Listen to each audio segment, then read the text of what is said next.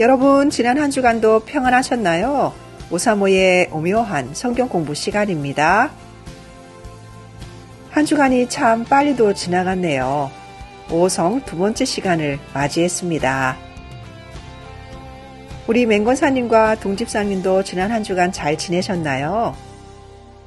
지난주 중에 첫 번째 강의를 들으셨을 텐데요. 어떠셨어요? 네.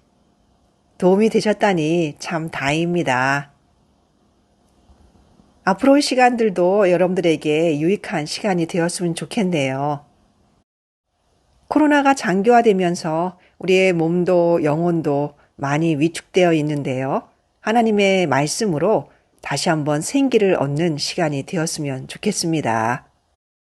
지난주에 제가 강의를 마무리하면서 맨 마지막 부분에 묵상하시기를 부탁드렸던 내용이 있는데요.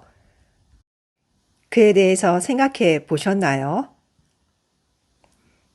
네, 그러셨군요.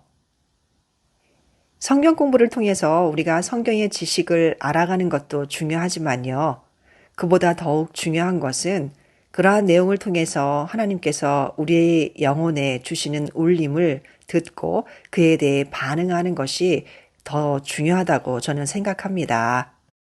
앞으로 우리가 하나님의 말씀을 나눌 때요, 성령님께서 여러분들의 마음을 두드리실 때가 있을 것입니다. 때때로 그 울림은 너무 크기도 하고요, 아주 작기도 할 것입니다. 그러한 소리에 민감하게 반응하셔서 하나님의 은혜를 마음껏 누리시는 여러분들 되시기 바랍니다. 네, 그럼 성막을 주제로 한 오성 두 번째 여행 출발하겠습니다.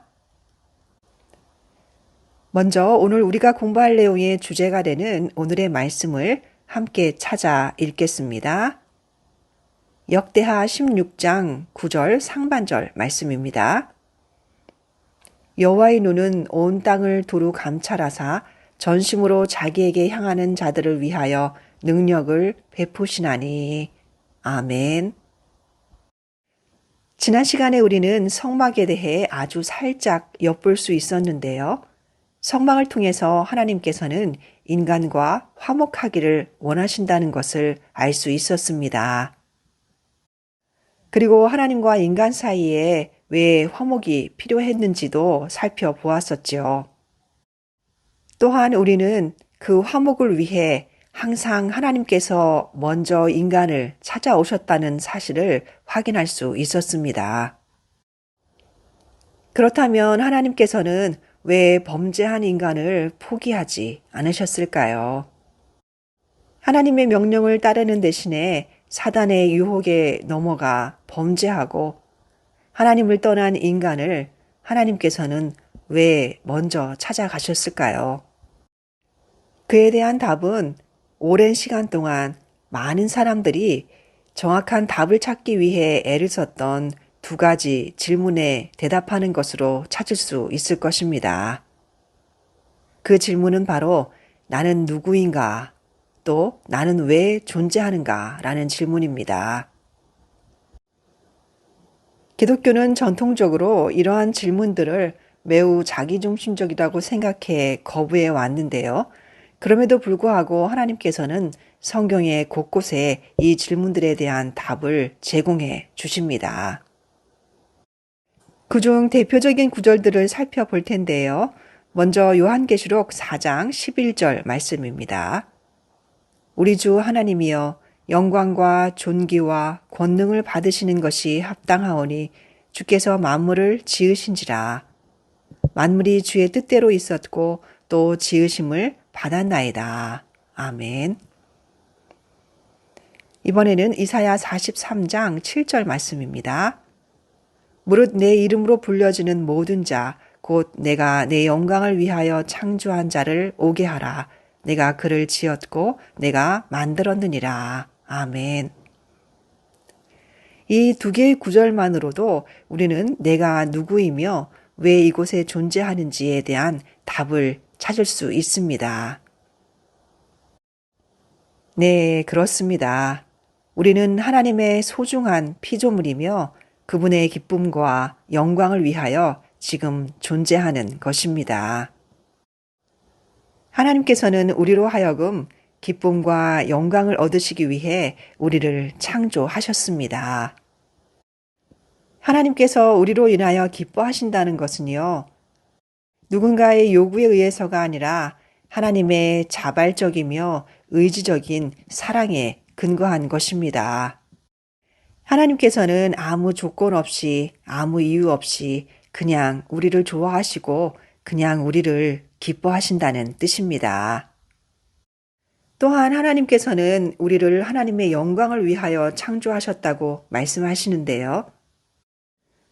구약 성경에 사용된 영광이라는 단어는요, 무게나 명예나 존경, 위엄, 풍부, 부요함 등을 나타냅니다.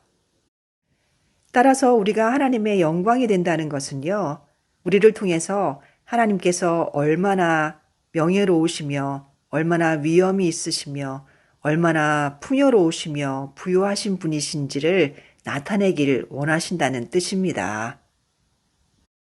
이 얼마나 복된 말씀인가요? 이처럼 우리는 하나님의 재산이며 그분의 보물로 지음받은 존재입니다. 하나님께 우리들은 눈에 넣어도 아프지 않은 하나님의 자녀들입니다. 내 보물 있는 그곳에는 내 마음도 있느니라는 마태복음 6장 21절의 말씀처럼 하나님의 마음은 하나님께서 보물처럼 여기시는 우리에게 있다는 사실입니다. 하나님께서 우리 인간을 얼마나 귀하고 소중하게 창조하셨는지를 잘 말해주고 있는 곳이 있는데요. 시편 8편입니다. 우리 함께 읽어볼까요? 여호와 우리 주여, 주의 이름이 온 땅에 어찌 그리 아름다운지요. 주의 영광이 하늘을 덮었나이다. 주의 대적으로 말미암아 어린 아이들과 젖먹이들의 입으로 권능을 세우시며 이는 원수들과 보복자들을 잠잠하게 하려 하심이니이다. 주의 손가락으로 만드신 주의 하늘과 주께서 베풀어 두신 달과 별들을 내가 보오니 사람이 무엇이기에 주께서 그를 생각하시며 인자가 무엇이기에 주께서 그를 돌보시나이까. 그를 하나님보다 조금 못하게 하시고 영화와 존귀로 관을 씌우셨나이다.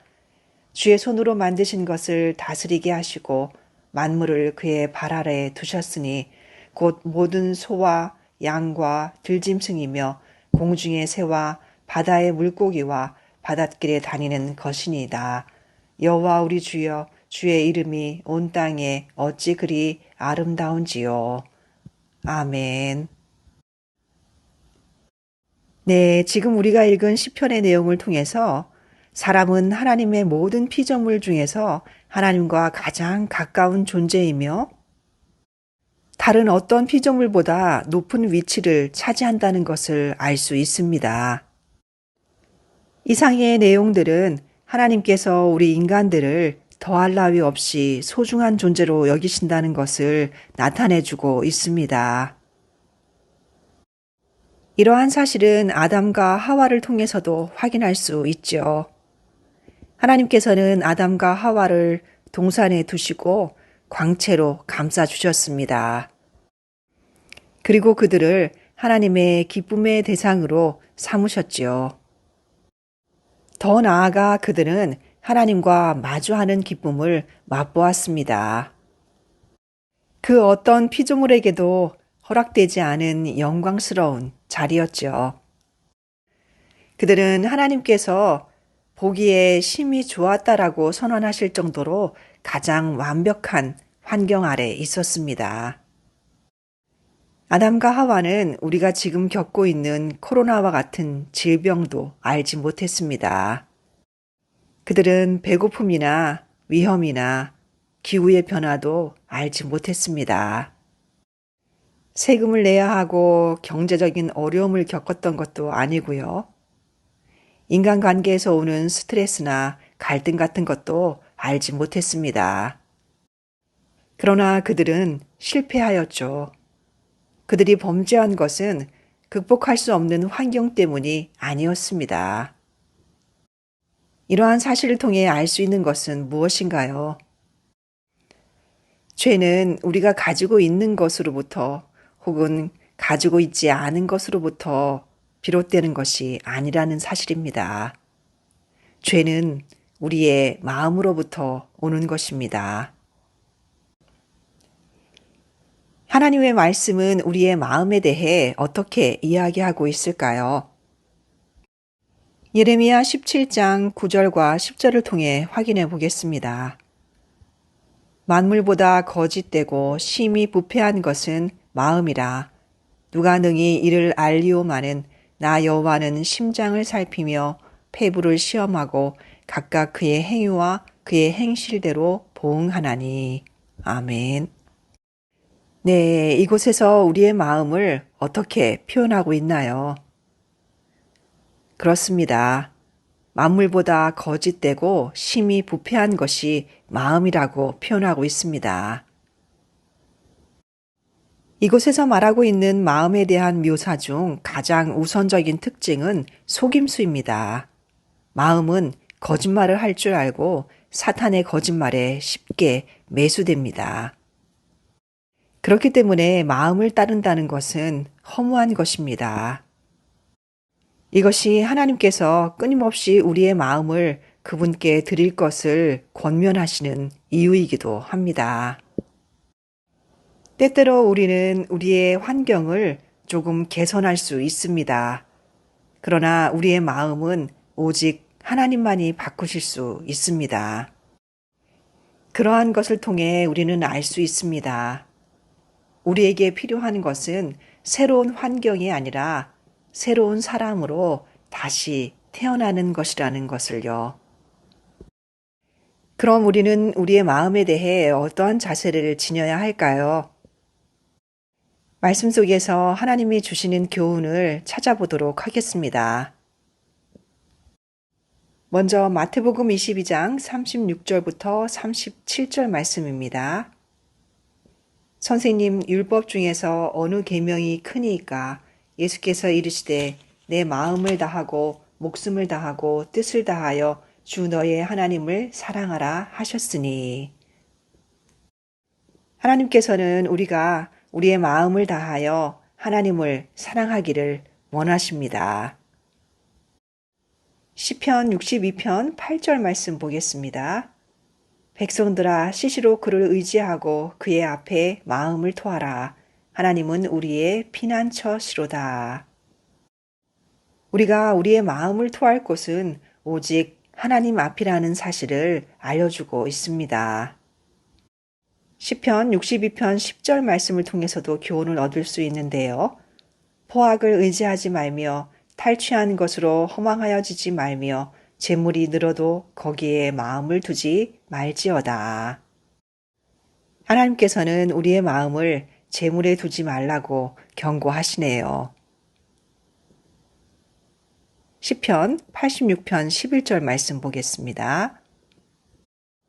여호와여 주의 도를 내게 가르치소서. 내가 주의 진리에 행하오리니 일심으로 주의 이름을 경외하게 하소서. 하나님께서는 우리가 온전한 마음으로 하나님을 경외하기를 원하고 계십니다. 오늘의 말씀인 역대하 16장 9절 말씀을 다시 한번 읽어볼까요? 여호와의 눈은 온 땅을 두루 감찰하사 전심으로 자기에게 향하는 자들을 위하여 능력을 베푸시나니. 하나님께서는 온 마음으로 하나님에게 향하는 자에게 능력을 베풀어 주신다고 약속하십니다. 이처럼 우리는 우리의 마음을 하나님께 드리기 위해 끊임없이 애써야 할 것입니다. 그럼 이제 에덴 동산에서 시작된 인간의 죄는 어떻게 전개가 되었는지 그 다음 이야기를 살펴보도록 하겠습니다. 창세기 6장 1절부터 9절을 함께 읽어볼까요? 사람이 땅 위에 번성하기 시작할 때에 그들에게서 딸들이 나니 하나님의 아들들이 사람의 딸들의 아름다움을 보고 자기들이 좋아하는 모든 여자를 아내로 삼는지라. 여호와께서 이르시되 나의 영이 영원히 사람과 함께 하지 아니하리니 이는 그들이 육신이 됨이라. 그러나 그들의 날은 120년이 되리라 하시니라. 당시의 땅에는 네피림이 있었고 그 후에도 하나님의 아들들이 사람의 딸들에게로 들어와 자식을 낳았으니 그들은 용사라 고대의 명성이 있는 사람들이었더라. 여호와께서 사람의 죄악이 세상에 가득함과 그의 마음으로 생각하는 모든 계획이 항상 악할 뿐임을 보시고 땅 위에 사람 지으셨음을 한탄하사 마음에 근심하시고 이르시되 내가 창조한 사람을 내가 지면에서 쓸어버리되 사람으로부터 가축과 기는 것과 공중의 새까지 그리하리니 이는 내가 그것들을 지었음을 한탄함이니라 하시니라. 그러나 노아는 여호와께 은혜를 입었더라. 아멘. 지금 우리가 읽은 내용 속에 등장하는 하나님의 아들들과 사람의 딸들의 정체에 관해서는 여전히 많은 토론이 있는 부분입니다. 오늘 우리가 집중하고자 하는 내용은 그에 대한 것이 아니기 때문에 다음에 기회가 있을 때 자세히 이야기하도록 하겠습니다. 좀 전에 우리가 읽은 5절을 통해서 우리는 죄가 얼마나 무서운 속도로 자라나며 또 퍼져나가는지를 확인할 수 있습니다. 하나님께서는 사람의 죄악이 세상에 가득함과 그의 마음으로 생각하는 모든 계획이 항상 악할 뿐임을 보셨습니다. 역대하 16장 9절이 기록하고 있는 것처럼 여호와의 눈은 온 땅을 감찰하십니다. 세상을 감찰하시는 여호와의 눈은 온 세상이 사람의 죄악으로 가득하였고 사람들이 마음으로 생각하는 모든 계획은 항상 악할 뿐임을 보셨습니다. 그렇게 여호와의 눈은 죄악으로 가득한 세상을 보셨고요. 그에 대해 어떻게 반응하셨는지가 6절에 기록되어 있습니다. 하나님께서는 땅 위에 사람 지으셨음을 한탄하시고 마음에 근심하셨다고 기록하고 있습니다.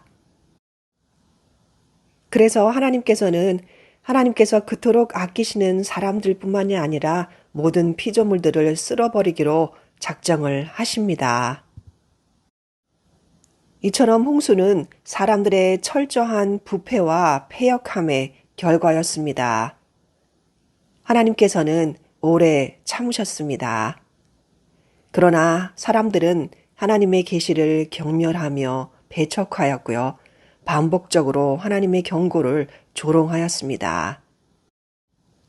마음으로 생각하는 모든 계획이 항상 악한 사람들은 빛보다 어두움을 더 사랑했습니다.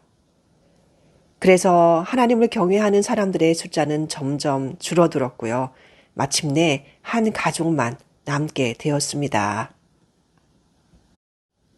8절은 이렇게 기록하고 있죠. 그러나 노아는 여호와께 은혜를 입었더라.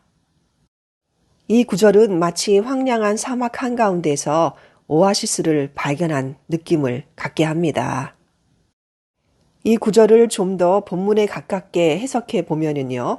노아는 하나님의 눈에서 은혜를 발견했다는 뜻입니다. 악인들을 바라보시는 하나님의 눈은 단순히 보는 것으로 충분했습니다. 그러나 노아를 바라보는 하나님의 눈에는 따뜻한 애정과 관심이 담겨 있는 것을 느낄 수 있습니다. 이렇게 노아는 여호와께 은혜를 입었습니다. 이것은 우리가 노아에 대해 첫 번째로 듣는 말씀입니다. 은혜는 우리에게 주어지는 모든 축복이 흘러나오는 원천입니다. 노아를 홍수로부터 보존한 것은 그 자신이 가진 덕목들이 아니라 하나님의 은혜였다는 것을 잊어서는 안 됩니다. 바로 이곳이 성경에서 은혜라는 보배로운 단어가 나타나는 첫 번째 장소입니다. 하나님의 은혜가 나타난 것은 인간의 죄가 그 절정에 이르렀을 때였다는 사실이 참으로 놀랍습니다. 이어서 9절에서는 노아에 대해 노아는 의인이요 당대의 완전한 자이며 그는 하나님과 동행하였다고 기록하고 있습니다. 그는 의인이라고 불리웠던 첫 번째 사람이었습니다. 오직 의인은 믿음으로 말미암아 살 것이라는 하나님의 말씀처럼 의롭다 하심의 기초는 바로 믿음입니다.